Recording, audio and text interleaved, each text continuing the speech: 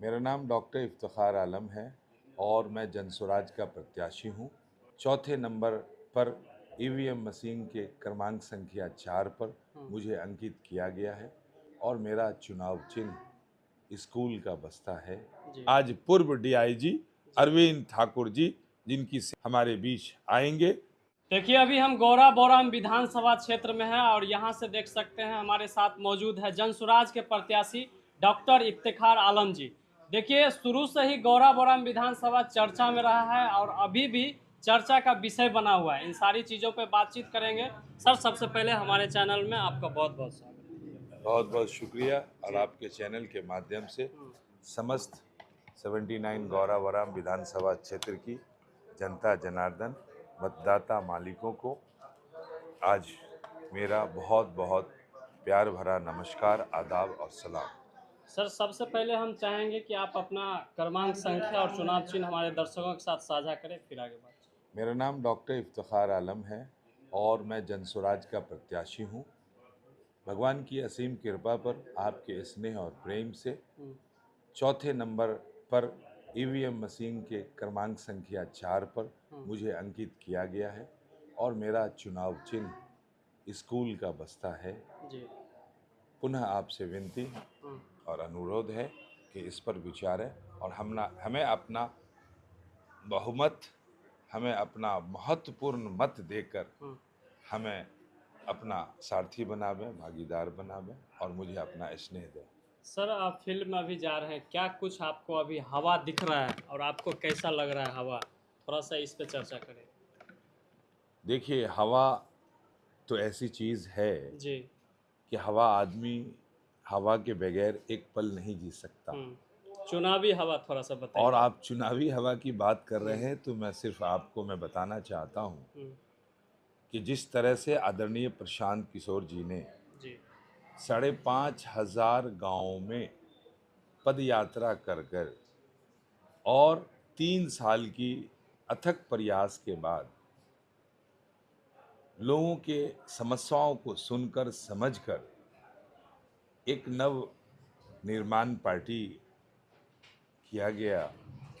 लोगों की राय पर ये निर्माण की गई इस पार्टी को, जिसको लोग आज सराह रहे हैं एक विकल्प के तौर पर। जी। अब तक विकल्प नहीं था, लोग जाएं तो कहाँ जाएं, इसकी यही कारण नोटा आपको अधिक से अधिक दिखने को मिला था। जी। इससे पूर्व में भी आपने देखा होगा कि नोटा दबाने वालों की संख्या 25 से 30%, लगभग 25% के आसपास रही है।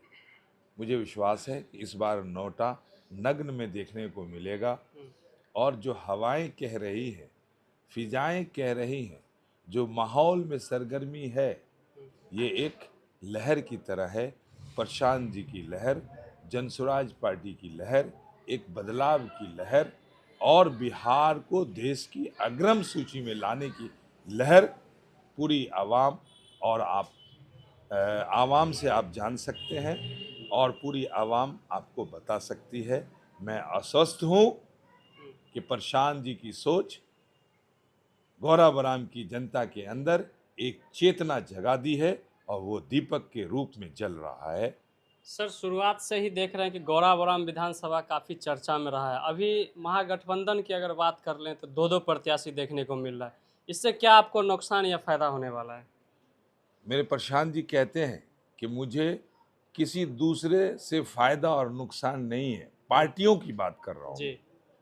मेरा आधार, मेरी ताकत, मेरी शक्ति और जनसुराज की का बल जो है वो हमारे जनता जनार्दन है, मतदाता मालिक है और जनता जनार्दन के दिलों में चेतना जाग चुकी है, परिवर्तन की चेतना।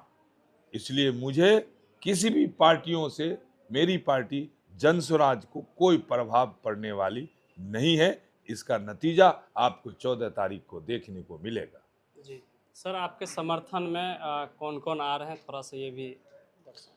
मेरे समर्थन में संभावना की जा सकती है कि राज्य के राष्ट्रीय स्तर पर जितने भी पूर्व पदाधिकारीगण हैं, पूर्व आईएएस आईपीएस और डॉक्टर इंजीनियर जो पार्टी को कदम से कदम मिलाकर, कंधे से कंधे मिलाकर प्रशांत जी की सोच को, जन स्वराज को बिहार में स्थापित करने के लिए लगे हैं निस्वार्थ भावना से, ऐसे कई स्टार प्रचारकों की लिस्ट हमें भेजी गई है।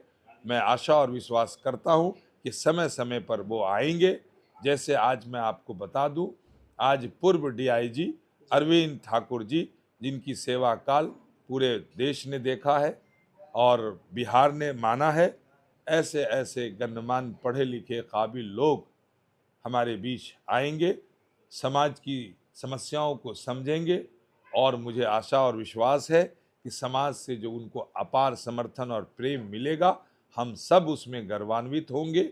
आज अरविंद ठाकुर जी का मैं मिथिला की इस हृदय स्थली गौराबोराम में आपके माध्यम से उनका स्वागत करता हूं और उनको आभार व्यक्त करता हूं कि आपने आने का साहस किया जन स्वराज के लिए और यहाँ की आवाम के लिए। इसके लिए आपको धन्यवाद।